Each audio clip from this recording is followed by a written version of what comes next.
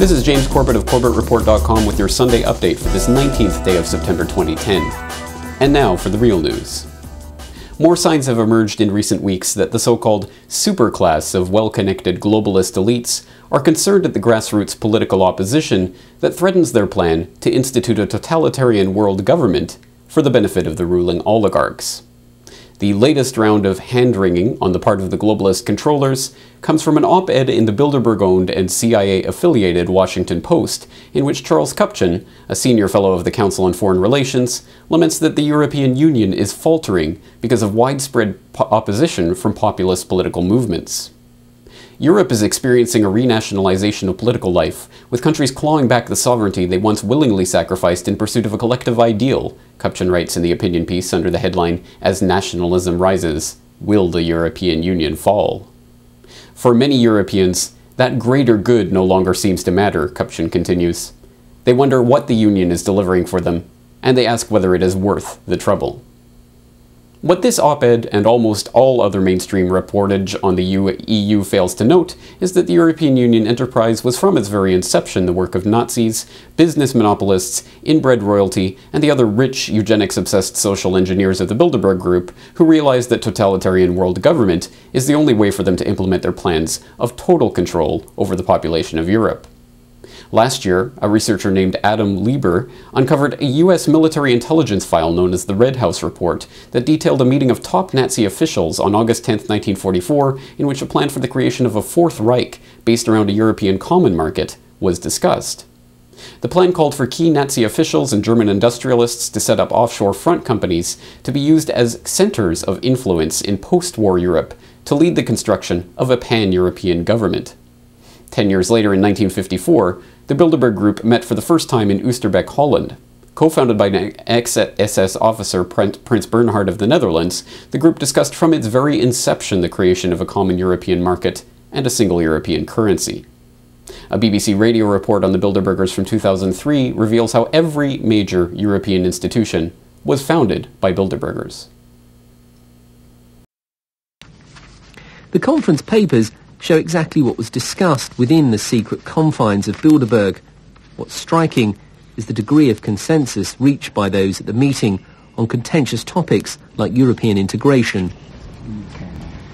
Here's another interesting, it's another paper from the first one, it's about the European Union. It's interesting here saying some sort of European Union has long been a utopian dream, but the conference was agreed that it is now a necessity of our times. Only in some form of union can the free nations of Europe achieve a moral and material strength capable of meeting any threat to their freedom. So this is 50 years ago saying we must have a European Union. Yes. Again, reflecting the fact that many of the people involved in planning Bilderberg had also played leading roles in getting the European movement going in the late 1940s and early 50s, and the fact the Americans want it so much as well because they want a stronger Western Europe to resist possible Soviet aggression. Without Bilderbergers, Europe could be a very different place. From his study of the group, Mike Peters, a sociologist from Leeds Metropolitan University, is convinced that members of Bilderberg helped to conceive, create and establish all of the major European institutions. The single currency was mooted first by people who were connected with Bilderberg. The sheer wealth and importance of the people who attend Bilderberg suggests that this is one of the most important political forums in the modern world. In recent years, however, there has been growing awareness of the ulterior motives for the creation of this dictatorial, non-democratic Central European government.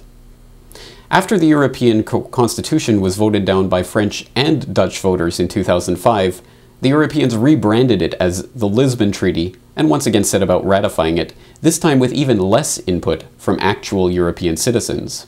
When the Irish voters voted down this sovereignty-destroying document, the Europeans, remarkably enough, made the Irish vote on the exact same treaty again, 1 year later.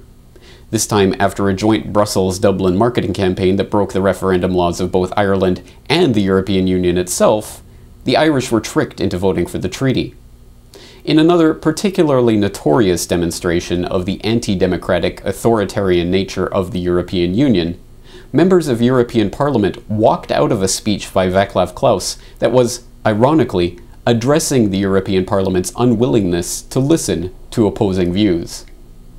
But with the installation of the new president, Herman van Rompuy, who had himself attended a special Bilderberg meeting before being selected for the position in a completely opaque and non-democratic process, came renewed opposition to the European dictators in Brussels.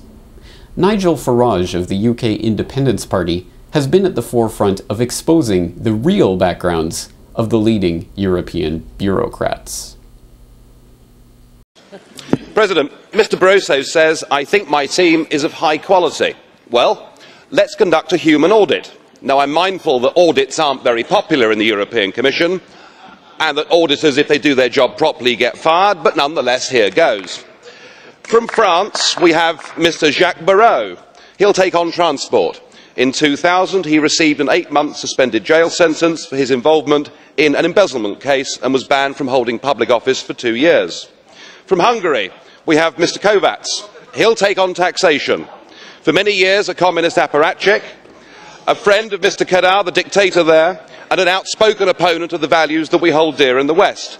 His new empire will produce taxation policy, and he'll look after the customs union from Cork across to Vilnius.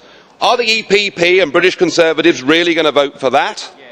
From Estonia, we have Mr. Kallas. For 20 years, a Soviet party apparatchik, until his newly acquired taste for capitalism got him into some trouble. Though, to be fair, he was acquitted of abuse and fraud, but convicted for providing false information, and he's going to be in charge of the anti-fraud drive. I mean, you couldn't make it up. From the UK, we've got Peter Mandelson. He'll take on the trade portfolio. He, of course, twice was removed from the British government, yet, to be fair, he's one of the more competent ones. From the Netherlands, we've got Nelly Kroes. She'll take on competition. She's accused of lying to the European Parliament. Now, these may only be allegations, but they're made by Mr. Van Buitenen, and I think should be listened to. Ask yourself a question. Would you buy a used car from this Commission?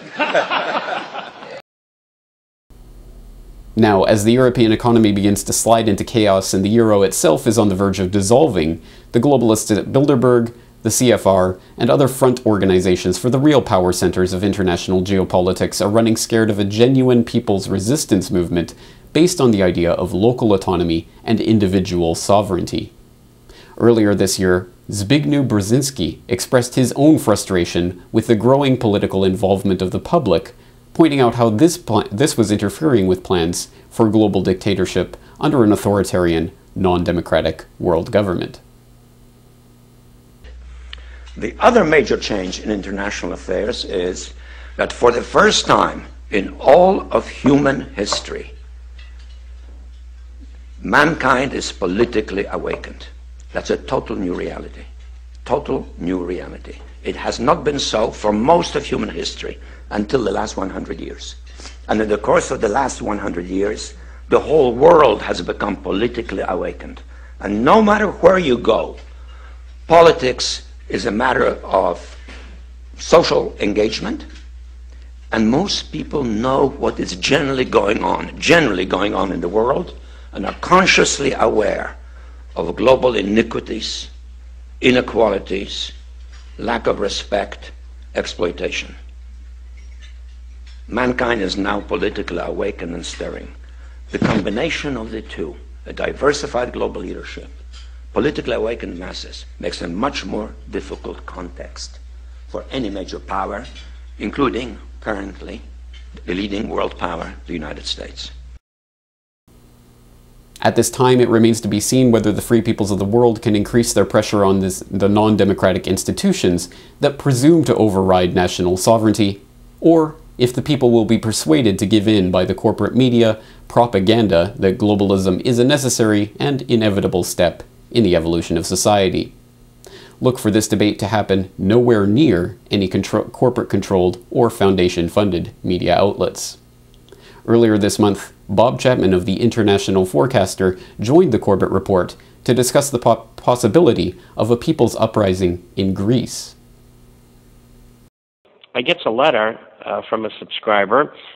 His brother went to a wedding of very wealthy people, industrialists, and they told him that on September the 20th, or between the 20th and the end of the month, there's going to be a coup in Greece. Now, I mentioned that yesterday, and I did it specifically on Drew Rain's The Marine Disquisition, which I've been doing for over 5 years. And I no sooner put that information out, and we had an email from the detachment in Athens of the American Marines that are there. They said, "You're absolutely right. We've been on alert, and we're told the same thing, and it's coming down. We don't know when, and we hope it's bloodless." So I think if that happens, and I think really that's the best thing for them. I mean, they've been drained long enough. If it happens, it'll spread. The next place probably will be, I would guess, Ireland or Spain. Both of them are ripe. Ireland is really in terrible shape. Their banks don't know what to do. They're out of money. They put in austerity about 8 or 10 months ago. It's dreadful, but they're bearing up under it. But I think they only can take so much. Spain has a leader who is very naive. Let's just put it that way. We have a lot of Spanish subscribers, and they describe to us the attitude of government there. So they're very vulnerable. But if Greece leaves the euro, I think the other four, Ireland, Portugal, Italy, and Spain, will leave as well. And the euro will break up. Everybody will go back to their currencies. That could eventually break up the European Union. Now, please go to CorbettReport.com to download the audio MP3 of episode 146 of the Corbett Report, Lessons in Resistance, Building Communities, where we talk to Dan Fox of Urban Garden Magazine and Douglas Lane of the Diet Soap podcast about the radical nature of building communities around urban gardening.